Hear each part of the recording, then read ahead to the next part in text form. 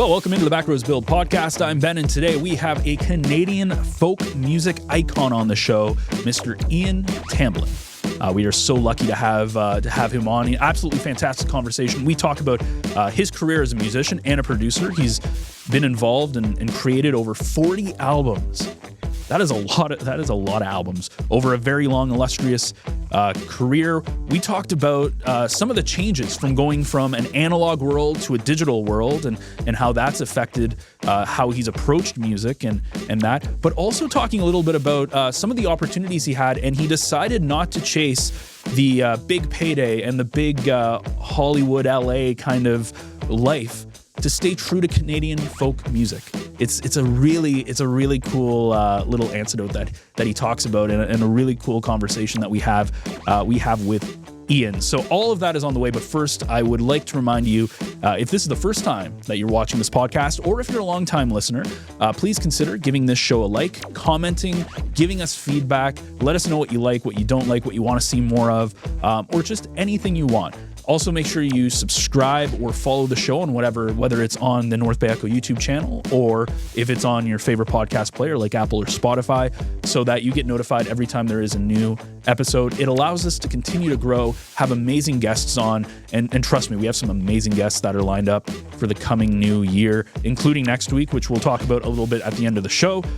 But please just consider giving us a little love and interacting with us a little bit, so that we know you're there and we can continue to grow and take some of that feedback and make this show the best that it can be.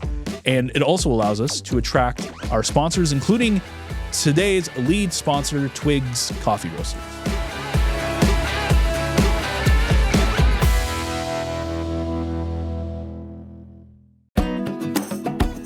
North Bay Echo is proud to partner with Twigs Coffee Roasters, a part of the community since 1995. Twigs offers a wide selection of quality beans, fresh roasted in-house every day. Find your favorite specialty drinks at our espresso bar, rejuvenate with freshly squeezed juice, or treat yourself to mouth-watering selections from our gourmet deli. And don't forget our irresistible fresh baked goods, including uncompromising gluten-free options. Twigs has 5 locations to serve you, from North Bay to Sargent Falls to Sudbury. Order online for pickup at Twigs.ca. And coming soon, you'll be able to order fresh roasted coffee beans direct to your doorstep from our distribution center in North Bay.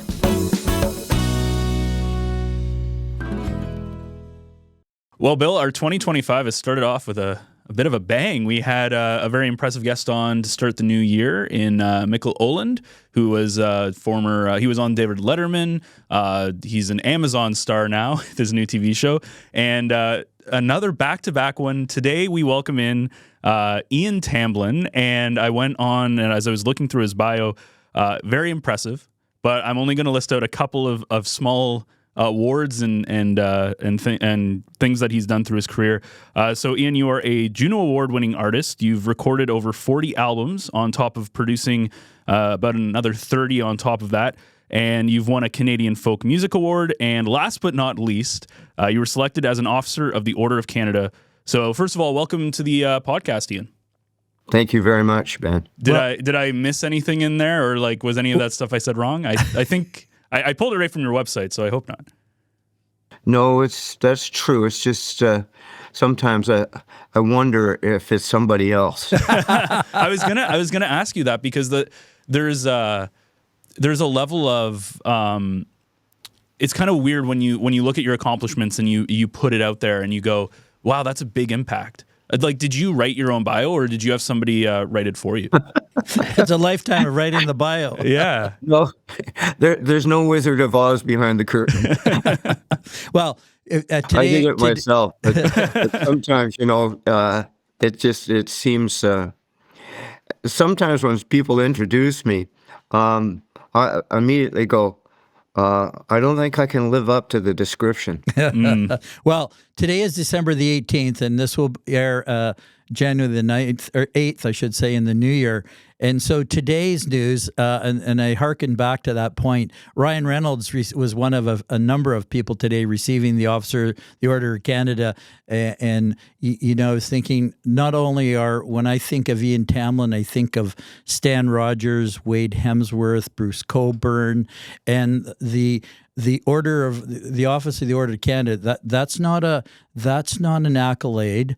That's not an award. That is an honor, and that's how I think of not because of the honor. I think about all the folk songs, and this is the Backroads Bill podcast, and we're talking a little bit about Northern Ontario because Ian was born in Fort William, which is now Thunder Bay, Port Arthur, Fort William, and we'll get into the influence of Lake Superior and other places in Northern Ontario and other places in the world like Greenland and Antarctica.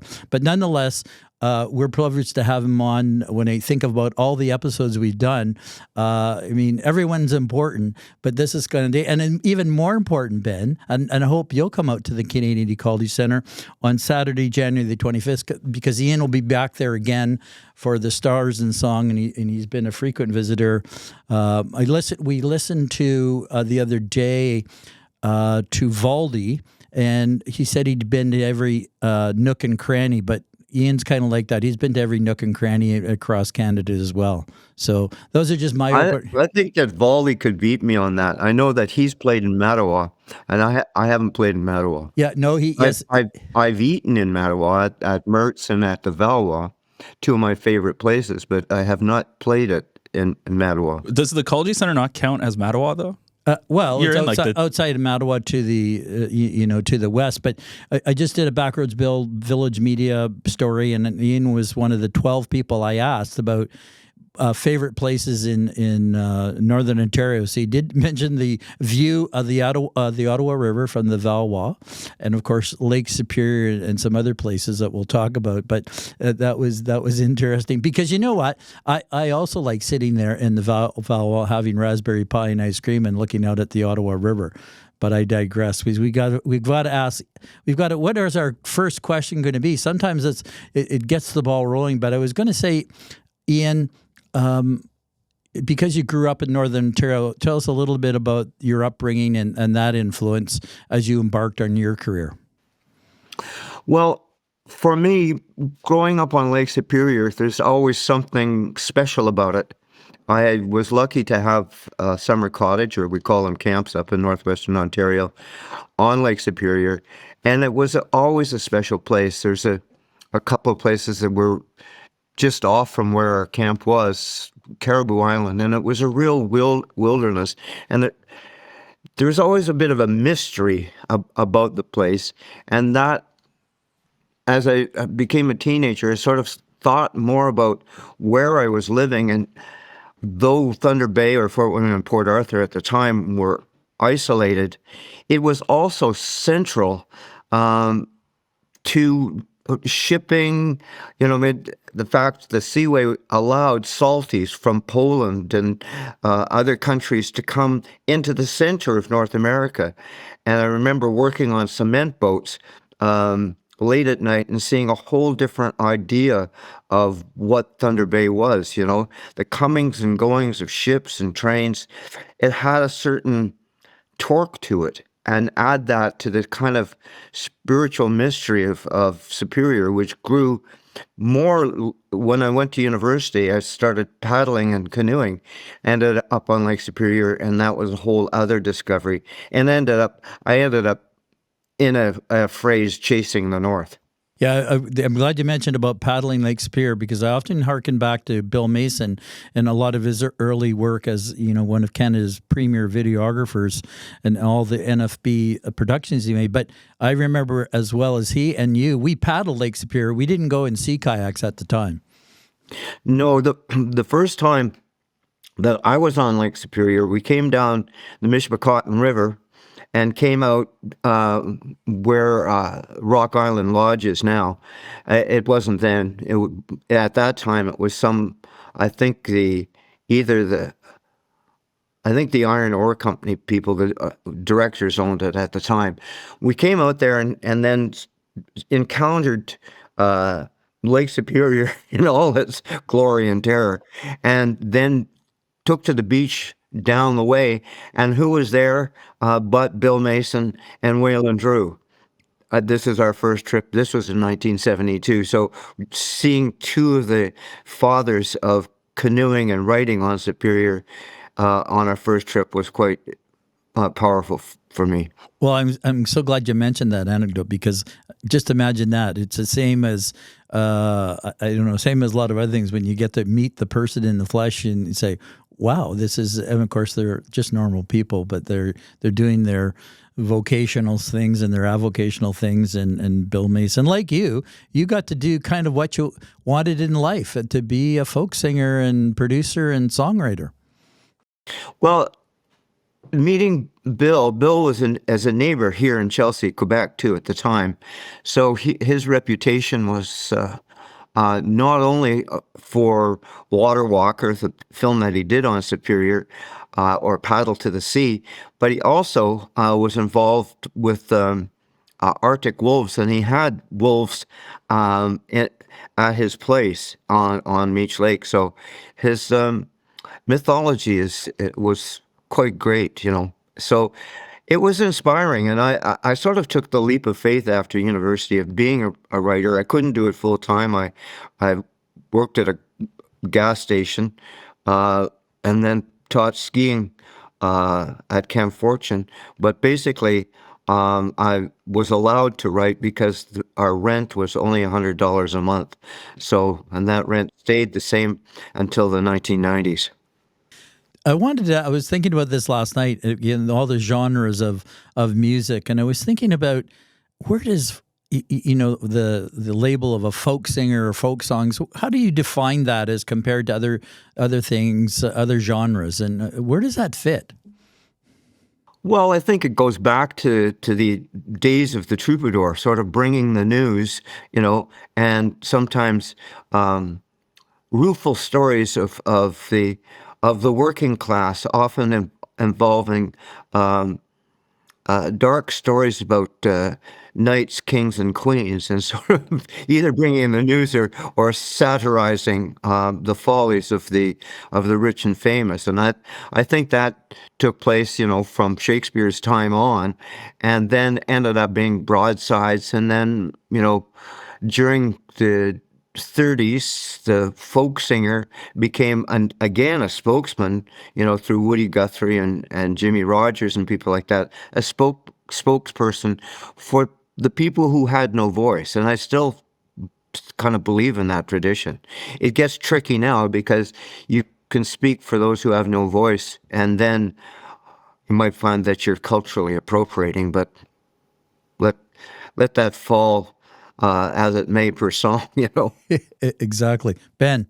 Well, it kind of derailed a little bit of my question, but one of the things that I wanted to ask was, there's something about Canadian, I'm going to say folk music, but Canadian artists where, because of how Americanized Canada is, there's this kind of blending between artists. Like, you'll see artists who are really big in both the US and Canada, and it's not really about Canada. But then you have these very famous artists who are very grassroots into Canada, like the Tragically Hip, Stan Rogers, Gordon Lightfoot, Stompin' Tom, like those kind of people. Ian, you're kind of in that realm too, where it's very Canadian. And really, what I was curious about is there something attractive about this, I guess, small-ish kind of country storytelling that maybe transcends the, I'd say, top 40-esque, ish. That's not really a word, but the top 40 kind of sound that you would get if you were big in the States and in Canada. I think maybe that's a two-part story. When I was first starting, I did get a record contract in the United States. I went to Los Angeles like many others, and I met a producer who was Canadian, but he said, "Your next album, take away all the Canadian place names." And I said, I said, no, I'm not going to do that. And so I lost the contract and came back. And rather than sort of begging, in fact, a friend of mine down in Los Angeles phoned up and said, Ian, you have just screwed yourself. You'll never be involved in the music industry again. And in the end, that suited me. But I think the second part of the question is that has become an emerging pride in who we are as Canadians. Maybe that started, with people like Stomping Tom and Gordon Lightfoot, Bruce Cockburn certainly, and so I remember when I first started, I heard Bruce Springsteen talking about New York, and why can't I write a song about Thunder Bay? Now, it may seem ridiculous to you, but Thunder Bay has got much torque and power in it. In some ways, tragically, sometimes heroically. And I said, okay, I can do that. Well, the difference is that Bruce is overwhelmed by images, and I have to stitch them together because of the size of the country. And so many times it's a reach. But we have Americans like Neil Young and Joni Mitchell, the band, and it's funny, though they're very American now, whenever they mention I Wish I Had a River or somewhere around Blind River or Acadian Driftwood,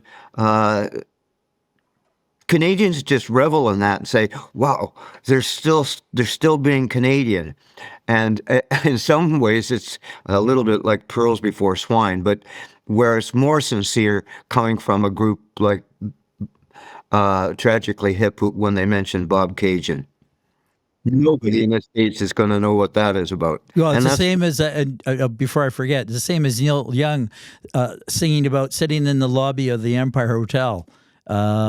I think that's him. Yeah. And of course I've been, there were three Empire hotels in Northern Ontario. So anyway, we often, I think maybe we salute our place names. I think anyone in any country does, but it's kind of neat if you're watching a movie or listening to a song and you hear that name of that place. Oh, I've been there, or I can relate to that. But I'm sorry, Ben, I cut you off there. Well, I was just going to say, I think Tragically Hip is one of the great examples, I think, at least when I guess they were a little bit before my time because, I grew up, I was born in 94, so I grew up in kind of the early 2000s, but they were more of a classic rock band at the time. But there was definitely a connection there because of all the Canadian isms and place and name drops and stuff.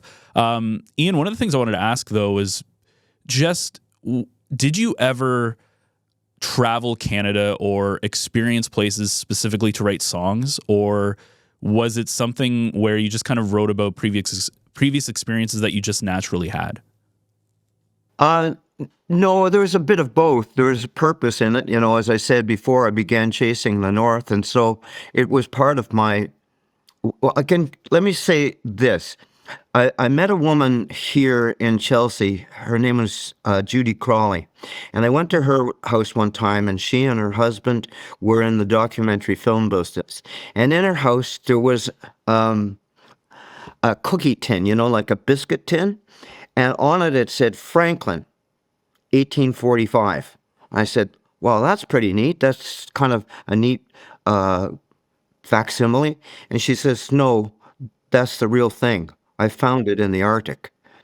There was a cairn that had been knocked down by a polar bear, and all these cans and goods from the Franklin expedition were spread miles across the Arctic.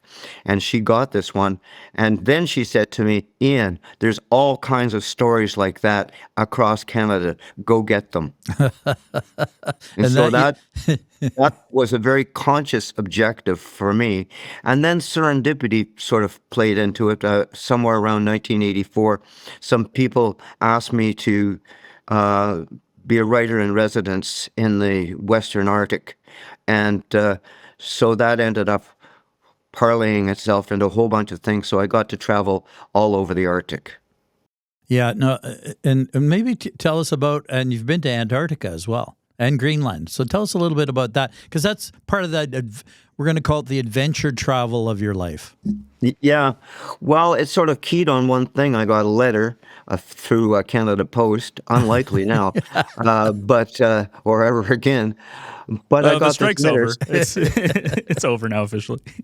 Yeah. Well, yes, but who knows if we'll have Canada Post Yeah. in the next year. It may be something different.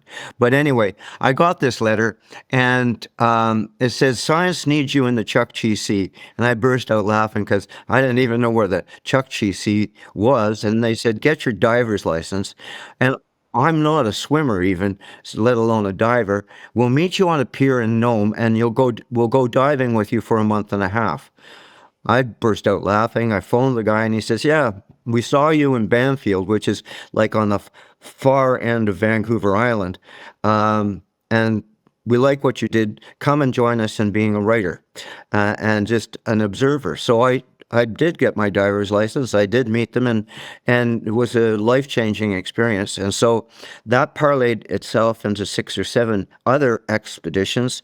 I think they brought me along as sort of comedic a release because my diving was disastrous.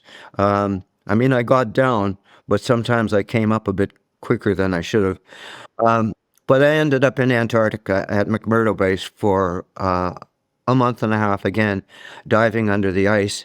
And so after those experiences, some adventure travel people from Adventure Canada and Polar Star, Quark, asked me if I could be a Zodiac driver. And so I just kept on saying yes. And so that's how I got to the North Pole. That's how I got to McMurdo Base, and then all the other places, basically from Providencia in Russia on the Bering Strait side to Murmansk on the northeast side of Russia. Well, we're going to take a quick break from Ian. A lot more on the way, including his experience and thoughts about going from an analog world to the digital world. It was the one question I was really, really excited to ask him because, you know, as a sound guy, it's cool to hear about the difference going from it and where things were to where things are now. And somebody who's lived that was really neat. But we do need to talk about one of the sponsors we have for today, which is North Bay Toyota. And North Bay Toyota, of course, if you're listening to this podcast, you're probably an outdoors person. You're probably looking at the back roads and the different places in Northern Ontario. And if you're going to be on the back roads, if you're going to be traveling around Northern Ontario, you want to do it not just in comfort, but also reliability and style. And that's what North Bay Toyota can do for you. They have some amazing rates right now when leasing a 2025 Tundra Double Cab SR four-wheel drive, or maybe you're more of an SUV person. They also have some great deals on the 2024 Toyota RAV4 LE all-wheel drive and other cars. So go visit them down at 640 McEwen. It's time to Toyota at North Bay Toyota. You can visit them again, 640 McEwen, or online at northbaytoyota.com for details.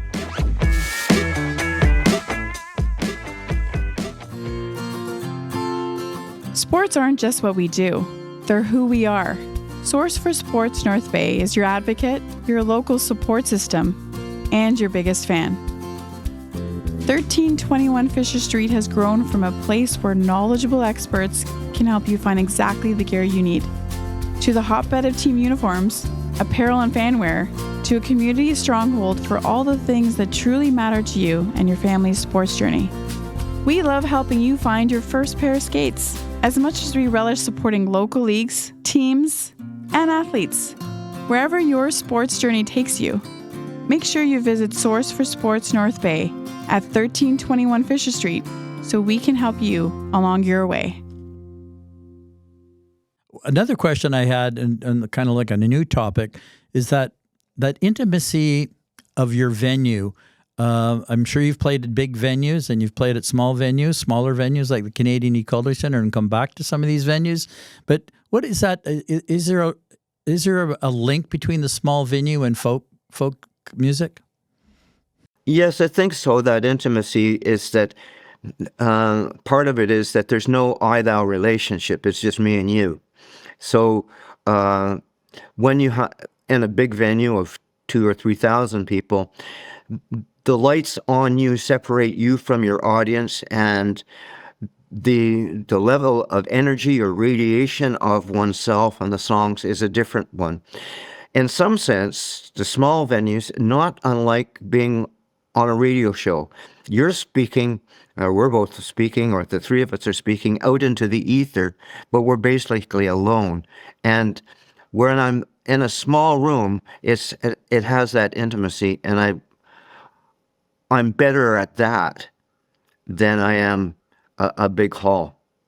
There are other people who have that strength of energy radiation and can fill a room and turn it into a small room.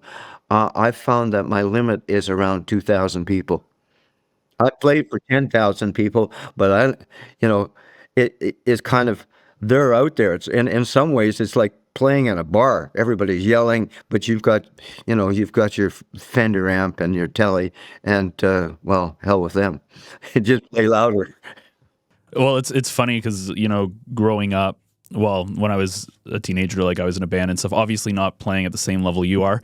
But I have played in in some of the bigger auditoriums, and it's funny because you get to a point where you're talking about intimacy. You get to a point where with the lights and everything, you can't really see what's out there. So it almost like the crowd size in a way doesn't really matter. But what you said about the energy is really interesting. That concept of like a little bit more, it's more intimate. And do you find that depending on the venue to like the sight lines that you have, it's easier for you to connect with that crowd and to get that feeling that you're kind of looking for? Yeah, and in theater, there's a phrase called the fourth wall, and that's the distance between you and the audience. And in some cases, I invite the audience in an intimate situation to lose that fourth wall and engage with me, or it's a dialogue, less a performance. Not all the time, and sometimes mostly in the patter. If I'm having a good night and people are getting it, well, then I go out on a limb, and then the next performance, that limb is now part of the trunk of the tree. Yeah, the one aspect of your writing life, Ian, that I didn't know very much about is being a playwright. And how did all that start? And what are some of the examples of the playwrights that you're most proud of? That started as through work with Great Canadian Theatre Company in Ottawa, and in 1982. There was a recession, so the music gig sort of evaporated at that time. And I also wanted to stay home because our first son was born. And so I ended up going and doing sound design and music for theater productions.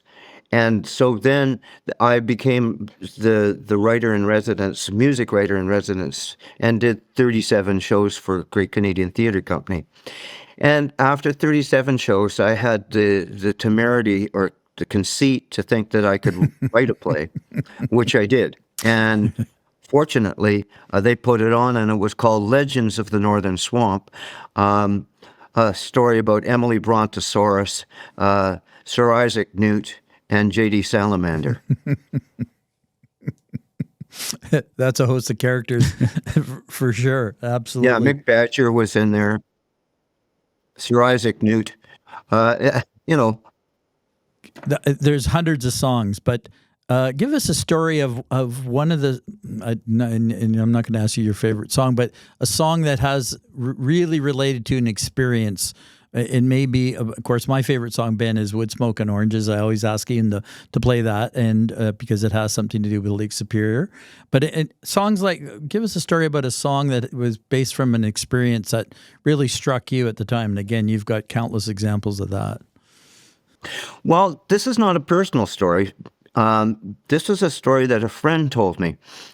She was an archaeologist up north, and she was studying a group of people who archaeologists call the pre-Dorset people, who preceded the Thule people, who were the ancestors of the contemporary Inuit. these lines are being drawn by archaeologists, not necessarily the people who live up there. But anyway, an early group of people who didn't have kayaks, they weren't a maritime group of people, but they they were caribou and muskox hunters. And she was walking along the beach, and they were also known as the small tool culture. I guess because they were moving all the time, they had these little drums for music, and I don't know what they were used for, but they're little masks and little artifacts. Anyway, so it's called the small tool culture. She was walking along a beach, and she lifted up a stone. Underneath that stone was a polar bear, carving of a polar bear, and the polar bear was about the size of my thumb. And she ran back through the transect and talked to Peter Schlederman, her boss. They took it down to Ottawa, and it was 2,500 years old. Now, so that's a miracle. So there's a story. So I ended up writing a personal story, talking from her point of view and the polar bear's point of view. So the polar bear had some questions for her, and she had some questions for the polar bear. So, but that didn't end the miracle. The miracle also was that 2,500 years ago, that bear was lost on the ice in a bay, and because of isostatic rebound, because of a geological thing where as the ice mass moves off, the land mass lifts up. So it lifted up out of the bay and ended up on the beach. So talk about a miracle to find that under a rock, something that had been lost on the ice 2,500 years ago, sank to the bottom, and time brought it to the surface. Now, if there's not a song there, I mean, any dull turnip should write a song about that. Absolutely. One of the things I was really interested in. So you released your first album in 1976, and so that was just doing the quick 48 years ago, I believe it is. It's not about the age. My question is, you've seen a lot of advancement in the music industry, in the technology, right? So when you were first starting, it would have been like vinyl would have been a big thing. Then you have cassette. Then you have the transition from analog to digital music and music production. Now you have streaming. How was that for you, navigating the changes of the music industry and the technology, as, again, and somebody who has produced albums on top of writing albums, to change from having to go through that analog process, which is one thing, to now this digital process, which is completely different? At each point, there were stumbles, technically and artistically. When I started, my album was the first album to be fully produced in Ottawa, and that was in '76. Despite the fact that other groups, rock groups, existed, and five-man electrical band, for example, and the Staccatos, but they produced their albums in other cities. So that was the first, and then the digital age started 82, 84, and then there was a whole bunch of digital machines, and the early ones, the ADATs and so on, most of them were better as boat anchors than actually good recording devices. So that was another stumble. Then analog reverb was replaced by digital reverb, and digital reverb at the beginning was like fentanyl. It was very, very addictive. And I know that an album I did in 1986 suffered from too much digital delay and reverb just because it was available, and it continues, as each shift in the paradigm, there's been stumbles. Now, I think the one that is not negotiable, really, for someone like myself, is the introduction around 2011, maybe a bit earlier, of streaming and so on, things like I do it, but I have no expectation of any return from the evil force of Spotify or Deezer. I certainly subscribe to them because I want people to listen to my music, but I have no expectation. To me, it's a gift that has no expectation of return. So Oh, sorry, go I'm ahead. left. I'm left going. At 77 years old, I'm very fortunate that my hands aren't arthritic yet, and I still have a voice and most of my memory. So I have to go out on the road to sell things, and I can only sell my albums, given the demographic that I'm playing for, only to people who are close to my age and still understand some level of the social responsibility of supporting artists. Yeah, it's amazing too, and I've watched this, that people, and including myself, I want the vinyl album. People like the vinyl album. I mean, that's the demographic as well. And also, though, your vinyl has made a comeback, but people still like the vinyl, Ian.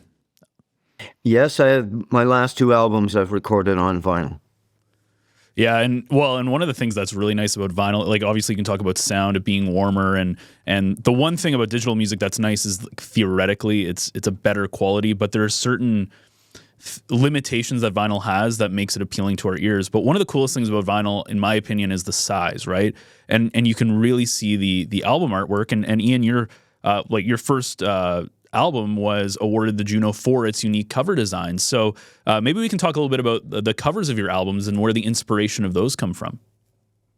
Well, I've always thought I love vinyl too because it's a very tactile thing. You can hold the album, you can look at the artwork, and the artwork can be complementary to what you're saying on the album. And I always admired good artwork in others, particularly some of the British albums that came out had fabulous artwork. And also you can put lots of information on vinyl. You can do the same thing with a CD, but again, it's smaller, and what you can express in your album design is a bit more limited. But I've always seen my work connected to other artists and other art forms. So I've tried to use a variety of other artists to support them, and also to expand what the album is, and so it's been fun. Like there's some cases where I've used ceramic tile, in other cases of photography, sometimes of painting. I tried actually on an album just recently to use some felting, but I couldn't. That wasn't working because I couldn't get the sense of the felt in the photograph. So, but you try different things to do it, and in some cases I commissioned people to do album jackets. They listen to it and respond to the album in that way. So it just expands the art form itself. Ian, you're going to be at the Canadian Ecology Centre in about 2 weeks from when this goes to air, and people can find out about tickets and the like at CanadianEcology.ca. That's Canadian Ecology, all one word, .ca. But we're looking forward to having Ian back in this North Bay Mattawa area at the Canadian Ecology Centre, Ben, and I hope you'll come along, and many, many others that listen to the Backroads Bill podcast that goes throughout all over the world, but certainly, we tried to keep it to have a Northern Ontario theme, and that's why one of the reasons Ian has been inspired many of the songs from living and working in the North. Yeah, and as we wrap up here, at the beginning of our conversation, Ian, you said, I asked you about the relationship between Canadian and American music, and you talked about how you made that decision to not drop the names. When you look back at your career now that you've been doing it for many, many, many decades, do you look back at that decision and say, I made the right decision? Or do you is there a sense of you that looks back and goes, well, what if I took the other route? I think I would have ended up in the same place because where I was heading artistically was not. They were interested in me because early in my career, my expression was more eclectic. So I was doing songs that could appeal to the center. But as I became more focused in my work, as you know, as Neil Young said, I found the center boring, and so I headed for the ditch. So I don't know if my career has been in the ditch, but it certainly has focused on a wilderness, which is somewhat beyond the ditch. And the last question I'll have is, what is the thing in your entire career professionally across all the different things you've done? What is the thing that sticks out to you and you go, this is the moment I'm the most proud of? To be honest with you, I hope that's still coming. That's fair. That's a good question. Yeah. Yeah, that's the answer, and it's like the sauna guy that we had last week said, looking forward to the next sauna. He wrote the book called The Perfect Sweat, and the television series called The Sweat is the book, and The Perfect Sweat is the television series, and that's what he said. His next trip to the sauna. Yeah. Well, yeah. Ian, sorry, go ahead. I hope that the arc of my work is that's the one thing. It doesn't matter if there's all these paradigm changes and shifts don't matter really to, you're still writing with a guitar, piano, and paper and pen, and that journey continues no matter what. And if you're committed to that, it's what you do. And quite a journey it's been, Ben.